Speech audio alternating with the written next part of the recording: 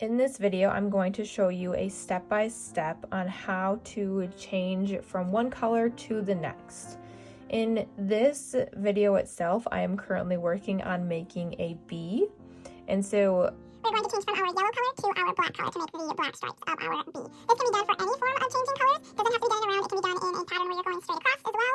But just for today's purposes, I'm working it in a round. Now, there are many different ways to change a color. When you're working in different art projects, this is the way that I have found it the best, to make a seamless change from our one color to the next.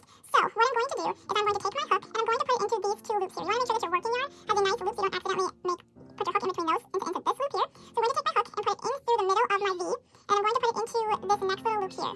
So I have my hook in between these two pieces of yarn. I'm going to then take my black yarn and just lay it over the top of my hook. So I'm having the short tail end onto the right side of my hook, and then the long tail is on the left side. Again, for this project that I'm currently working on, I'm using two strands, of yarn to make it considered a thicker yarn.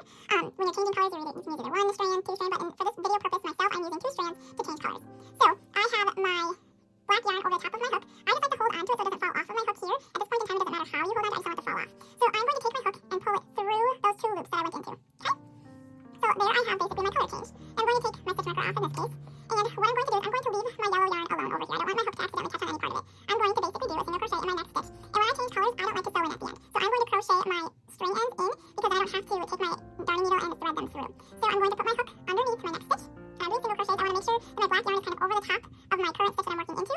Grab around, pull through, and then pull through both loops. Again, I'm working this string of yarn into my project itself. So I'm just going to do 3 stitches here, and then what I'm going to do is I'm going to pull on this yellow yarn. Seems a little scary at first, but I promise you, now here's just my yellow yarn on this end. Okay? So I know it seems a little scary that you're going to lose this yellow yarn, but I promise you, you're not.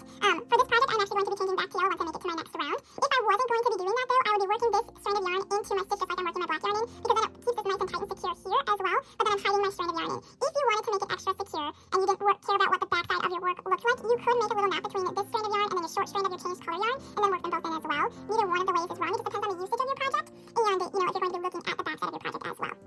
So, in this video, by the end of it, you should be comfortable and confident to be changing your colors from one strand to the next, making it look nice and seamless and making